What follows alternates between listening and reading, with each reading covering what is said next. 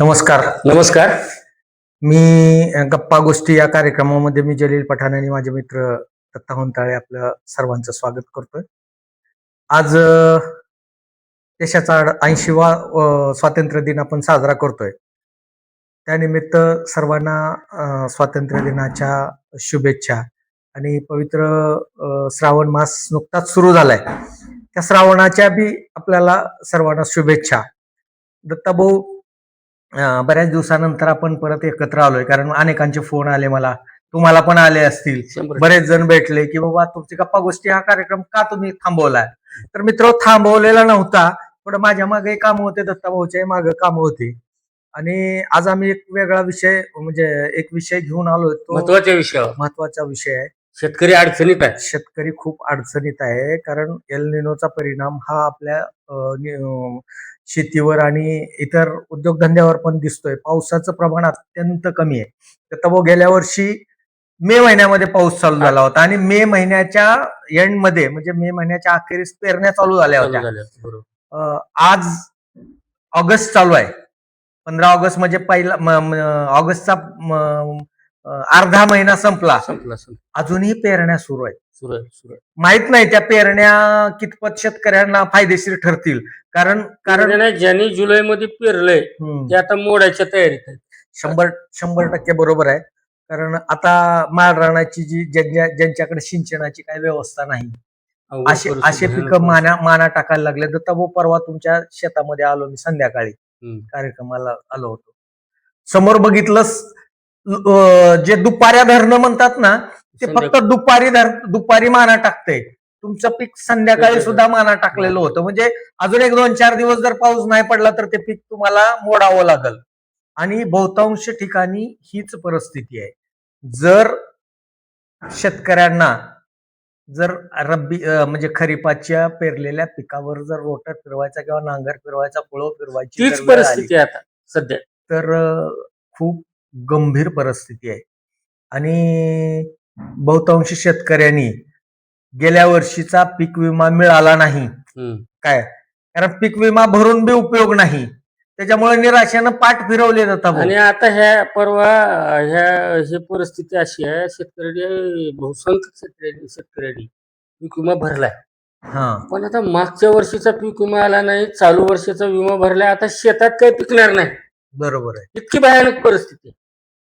म्हणजे आता आपण आज तुम्ही म्हणल्यासारखं 80वा प्रजासत्ताक दिन, आपलं स्वातंत्र्य दिन साजरा करतोय आणि शेतकरी राजा आजही सुखी नाही.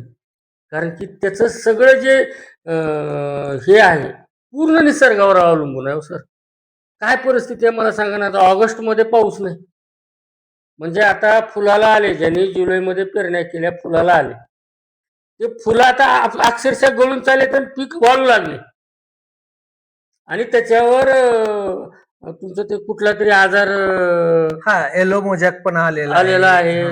आणि आता फवारणी पण होऊ शकत नाही. चक्रीभुंगा आहे, खोडमाशी आहे, अळीचा प्रादुर्भाव झालेला आहे. म्हणजे एकीकडे निसर्ग हा शेतकऱ्यावर कोपलाय. पाण्याअभावी त्याचं पीक करपतंय. दत्ताभाऊ, पाण्याअभावी त्याचं पीक मरून जातंय. आणि उरलं सुरलं जे काही पीक, समजा ज्यांच्याकडे सिंचनाची व्यवस्था आहे, ज्यांच्याकडे पाणी आहे, असे लोक जे वाचवायचा प्रयत्न करत, त्याला चक्रीभुंगा, खोडमाशी, येलो मोजॅक, अळी, तुडतुडे, पानं पार छिद्र छिद्र छिद्र छिद्र करून टाकलेले. त्याच्यामुळं त्यांच्याही पिकाला, ज्यांनी जगवायला लागले, त्यांच्याही पिकाला काही भविष्य नाही असं मला वाटतंय.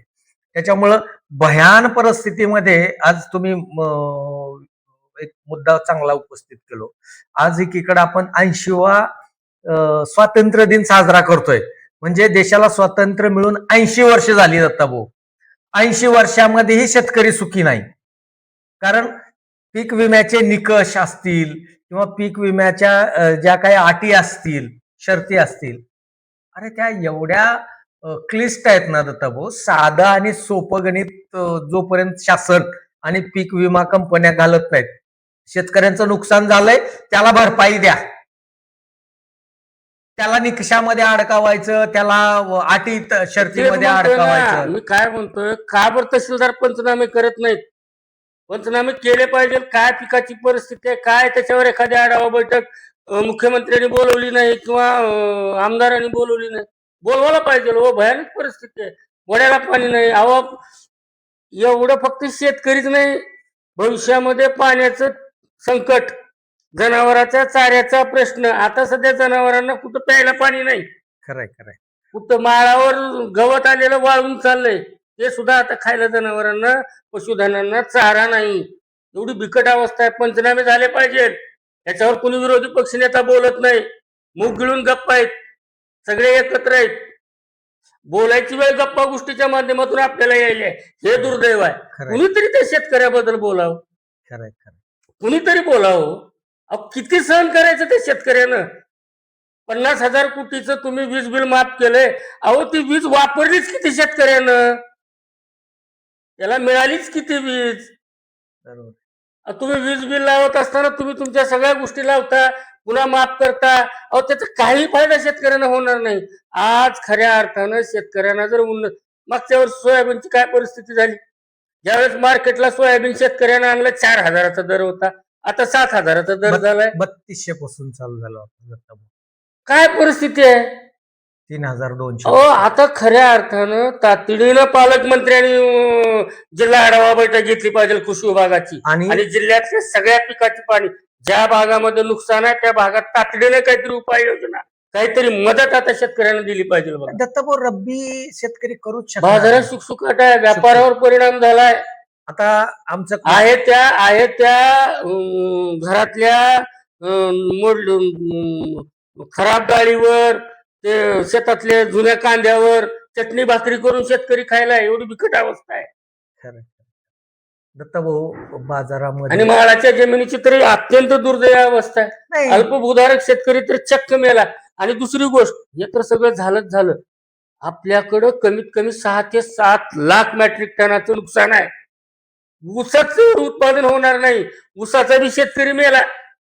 कारण दत्ता भाऊ, कसं आहे, मागच्या उन्हाळ्यामध्ये ऊस पूर्ण वाळून गेलेली होती आणि थोडाफार जो पाऊस झाला का त्याच्यावर आता तरारली, आता पुन्हा मरणावस्थेमध्ये आहेत. काही नाही बघा, या वर्षी शेतकरी पूर्ण, आता पाऊस पडला तरी काय उपयोग नाही शेतकऱ्यांना, नाही, नाही, कारण की पीक तर गेलं. बघ, आता तुमचं म्हणावं आता काय होईल, ते झाड थोडं, वाळलेल्या झाडाला थोडं पानं फुटतील, आता शेंग लागणार नाही. फुलाची गळती चालू झाली, फुल गळती चालू झाली म्हणजे शेंग लागणार नाही. शेंग लागणार नाही म्हणजे माल निघणार नाही. आता मोडायला शेतकऱ्याला 10-5 हजार रुपये खर्च आहे. आता किमान मोडायची तर मदत शासनाने द्यावी शेतकऱ्यांना. बस झालं. आता बाकीचं तर काही, विमा तर घेतला, हाणला हो, कंपन्यांनी हाणला विमा, काय नाही, खरंय खरंय. काहीच नाही. आणि कसं आहे, हा एक आरोप होतोय शासनावर. अहो, कर्जमाफीची वेळ जर 8,000, 9,000, 10,000 रुपये सोयाबीनला भाव आला असता तर कुणी कर्जमाफी मागितली नसती साहेब. नाही ना, नाही ना. तुम्ही शेतीमालाचे भाव डाऊन केले. खरंय. अहो, जिथं शेतकऱ्याचा हक्काचा विमा आहे तिथं तुम्ही हक्काचा विमा दिला नाही. बरोबर आहे. आणि मला वाईट वाटतंय, आपल्या तालुक्यामध्ये काँग्रेस पक्ष आहे का नाही, कुणी विरोधी पक्ष आहे का नाही, कुठलाच पक्ष नाही. फक्त एकच पक्ष आहे, आमदाराचा पक्ष. सगळे पक्ष मेले. कुणी बोलायला तयार नाही. या मागच्या महिनाभरापासून पाऊस थांबलाय, एक साधं निवेदन तरी आहे का कुणाचं? नाही ना. आणि वाईट. अहो, मला सांगा, ज्या शेतकऱ्यांचा आता सध्या कर्जमाफी केली म्हणतात आणि चालू बाकीदाराचा जो प्रश्न आहे त्याचा अजून तीच गोंधळ चालू आहे. त्याचाही विषय तिकडेच राहिलाय, कर्जमाफीचाही. अहो, कर्जमाफी तर घोषित आहे. आता ही परिस्थिती बघावं सरकारनं. तहसीलदार इसी मध्ये बसलाय, कृषी अधिकारी इसी मध्ये बसलाय आणि सांगणाऱ्या शासनाच्या योजना आहेत. काय योजना, काय करणार आहे ती शेतकरी योजना घेऊन? जी पेरलंय 1 लाख मेट्रिक टनाचं, आपलं 1 लाख हेक्टर क्षेत्रावर पेरणी झाली सध्या. बरोबर आहे. ऊसाची तीच अवस्था, फळबाग गेली, काहीच नाही आता ह्या वर्षी. दत्ता भाऊ, आता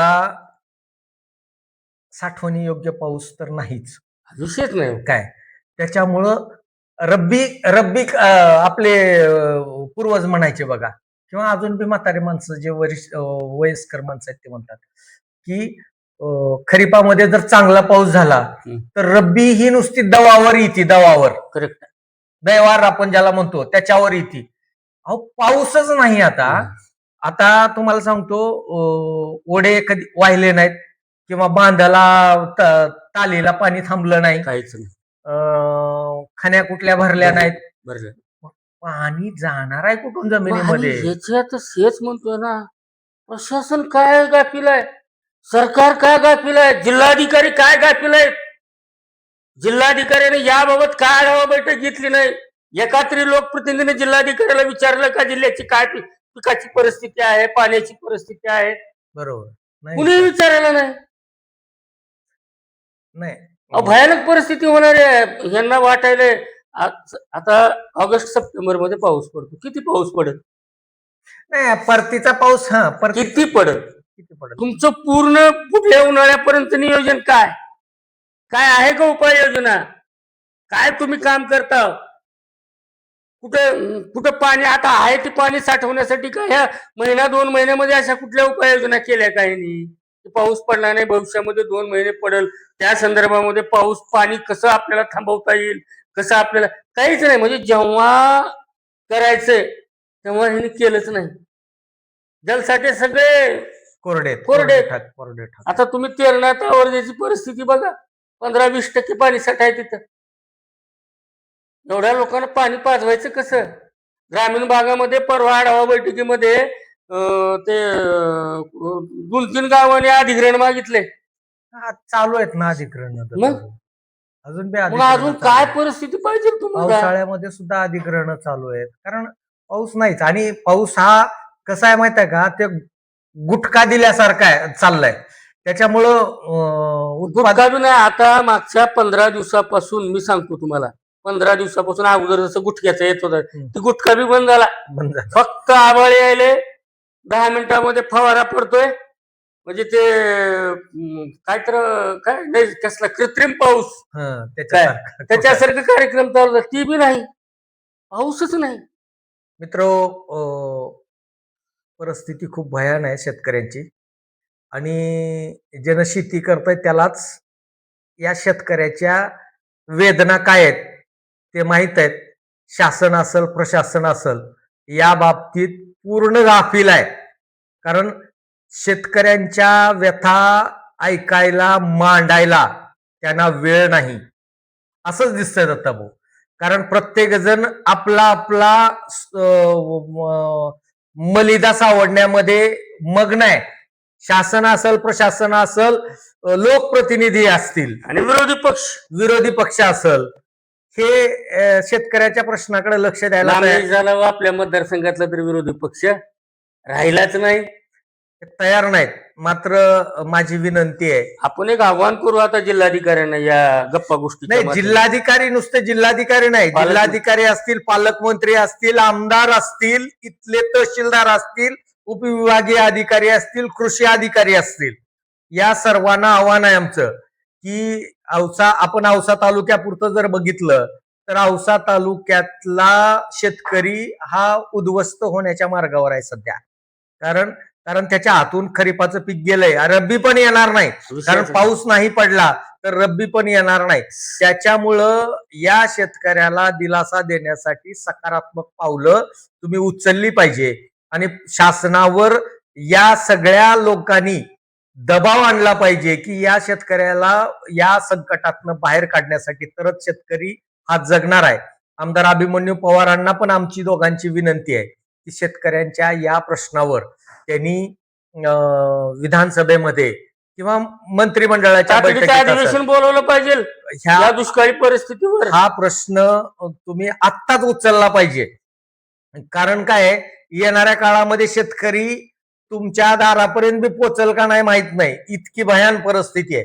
त्याच्यामुळे शेतकऱ्यांचे कैवारी म्हणून तुम्हाला या परिस्थितीचा जो अंदाज आहे किंवा किती गंभीर आहे ते तुम्हाला मुख्यमंत्र्यापर्यंत, कृषी मंत्र्यापर्यंत आणि गरज पडली तर केंद्रीय कृषी मंत्र्यापर्यंत सुद्धा तुम्हाला हा आवाज शेतकऱ्यांचा न्यावा लागेल.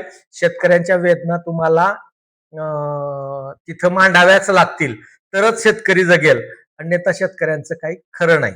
आज समजा आपला व्हिडिओ, आज गप्पा गोष्टीचा व्हिडिओ झाला आणि तो शेअर झाला आणि संध्याकाळी पाऊस आला, तर ही परिस्थिती बदलणार नाही नाही. नाही बदलणार नाही, बदलणार. परिस्थिती आता शेतकऱ्याच्या हातून, पिकाच्या हातून गेलेली आहे. बरोबर आहे. आता फक्त तातडीनं असे पंचनामे करून आता कृषी अधिकाऱ्यांनी आता अहवाल तयार केला पाहिजे. बांधोबांध जाऊन एक बी कृषी साहेब फिरत नाही हो, बरोबर. एक बी कृषी साहेब कुठल्या गावात नाही, कुठल्याच गावात नाही, मंडळ अधिकारी नाही. आजपासून पंचनामे चालूच झाले पाहिजे अशी परिस्थिती आता निर्माण झालेली आहे. खरंय खरंय. याबाबत थोडस आता प्रशासनानं गांभीर्य लक्षात घेता आजपासूनच पंचनामे, म्हणजे उद्या सोमवारपासून पंचनामे चालू करावी अशी मागणी आपण करूया. आशा आहे आमच्या या आव्हानाला लोकप्रतिनिधी असतील, विरोधी पक्षाचे लोक असतील, प्रशासन असेल, शासन असेल, सकारात्मक प्रतिसाद देतील. नमस्कार. नमस्कार. सुरू